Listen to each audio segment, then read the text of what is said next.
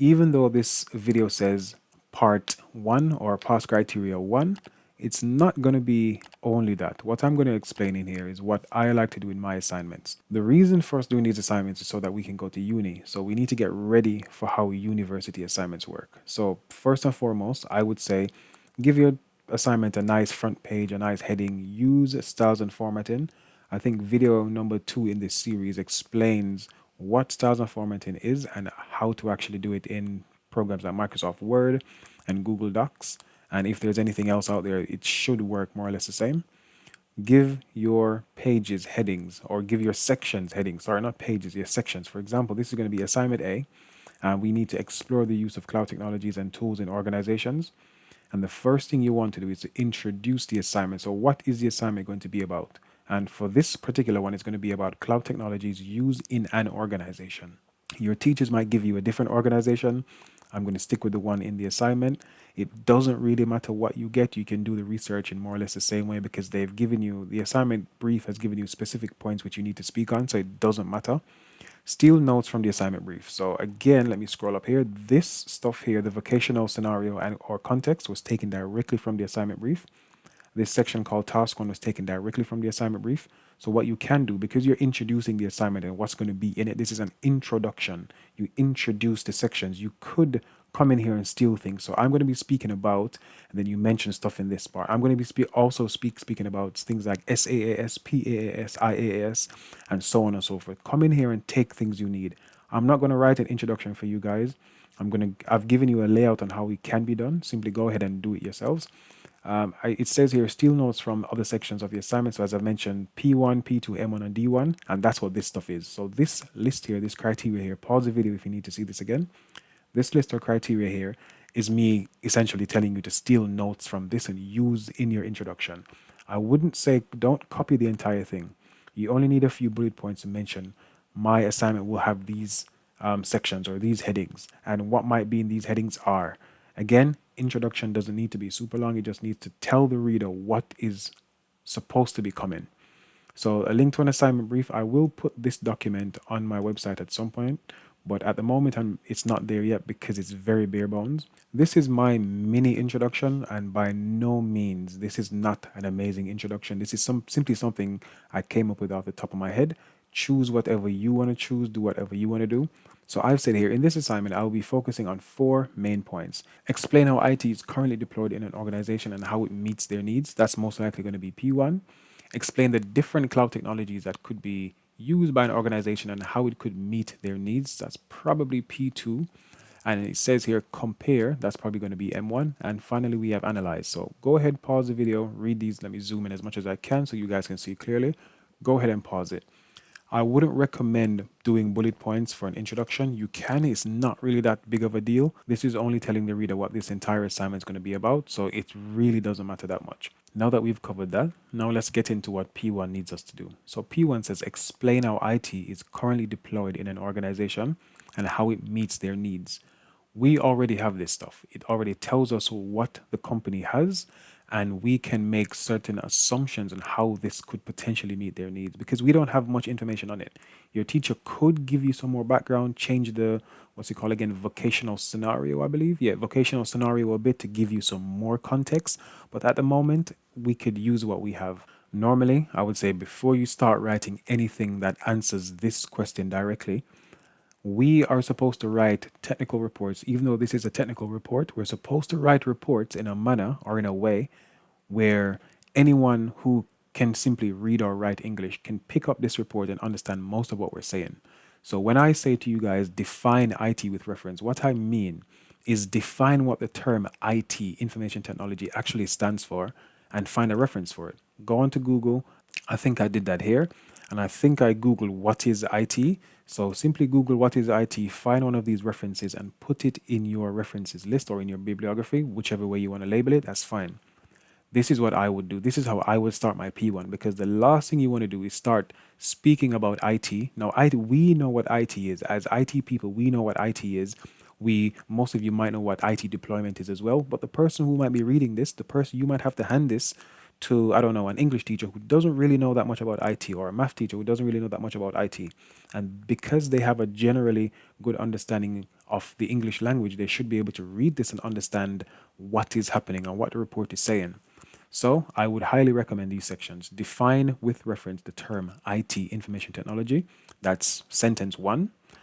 Sentence two, again, with reference, define IT deployment with reference. So go ahead and figure out what does IT deployment mean in its simplest terms, put it here and get a reference for it. The next point says define organization with reference as well. I mean, that's probably a pretty straightforward one. It's a business, a company, an organization. Define that as well with reference. Reason being, this section here says explain how IT, that's the first thing, is currently deployed. So it's going to be IT deployment in an organization. If we cannot explain these things in simple terms, the person reading it might be like, well, that just went completely over my head. So this is why I say we should explain these terms. One sentence is perfectly fine, because this is just a definition of something that most people do know, but some might not know. I have the scenario here again. This is nothing new. We've been over this already, but I just wanted to have it here so that I have a point of reference for everything that I'm doing. The very first thing I have, it says the organization has a number or has systems, many systems deployed, namely, it's supposed to be namely, they are, and I give a list of them. So I would list exactly what systems are in place currently. And they've told us this in this section here. So go through and look for everything that they've said. I might have missed something, I don't know. But the things that I got are stock control, manufacturing system, order processing system, personnel systems. We have computers, servers at the head office. We are obviously going to have routers. We're going to have switches. We're going to have firewalls. We can assume a few of these things because it did say that none of the data is stored locally. It's stored on servers at the head office. So we have to get there via the internet or some network connectivity.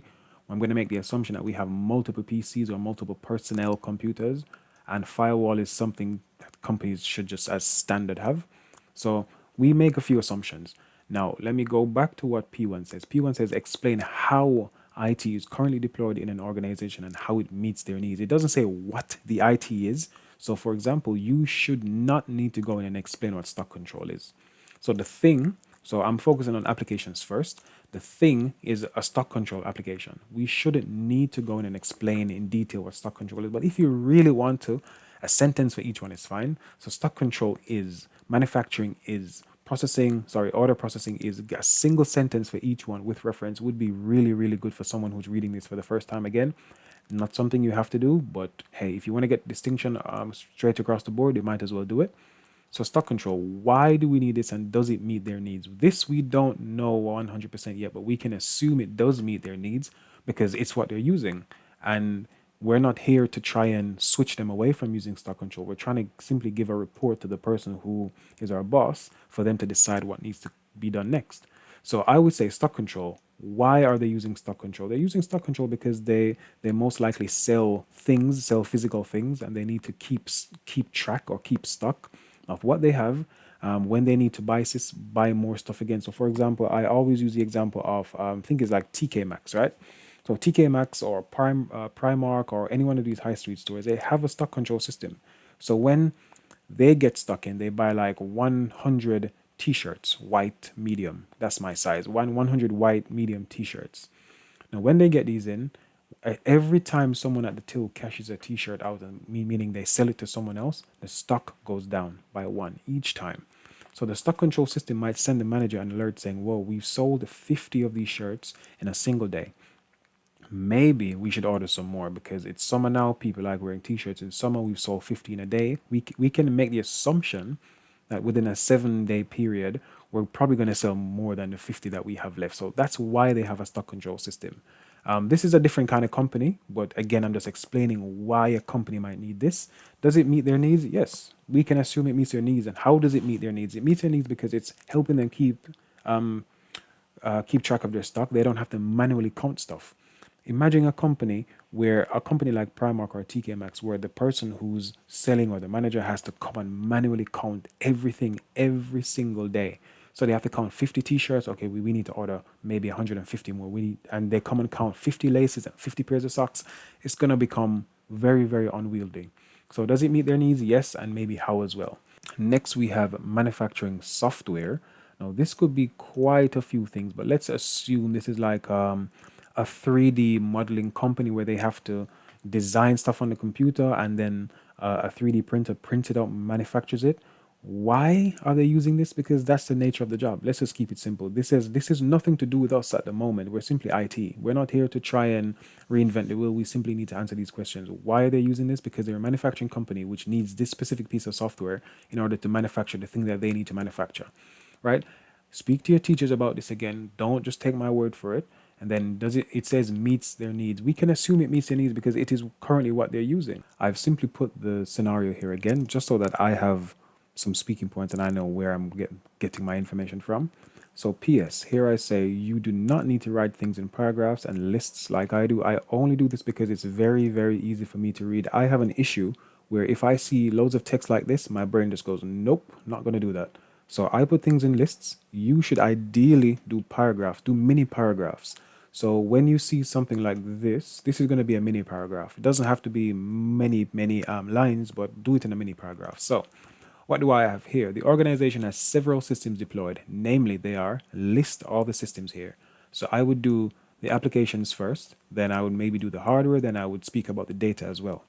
So for the application systems, and again, this is not something I'm making up, this is something that I got directly from the assignment brief. If your teacher has changed the assignment brief to suit your needs better, speak to your teacher about this and ask them to specify what goes where. For example, on here it says all the applications. So I have stock control application, manufacturing application, that should be a comma, order processing, and personnel systems. All the hardware, some of this is going to be assumed. So I'm going to make the assumption we have some computers because we're doing things like ordering and manufacturing and stock control. I'm going to make the assumption that we have routers because it says that none of the data is kept on site, it's kept at the main head office. So we have to connect to the internet somehow to then get to the main office.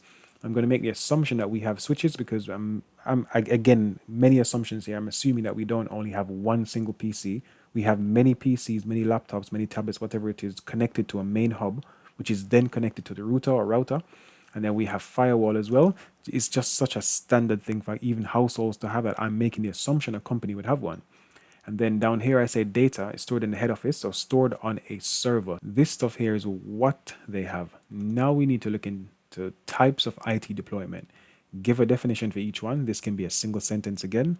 Give a reference for each one so that you can have this in your references section because every single thing you read, every piece of information you get, whether you paraphrase or use it word for word, you should be referencing it. So get used to it from now. So these are the types of IT deployments that I think we need to focus on. There are more, but for simplicity, these are the ones that we need to focus on.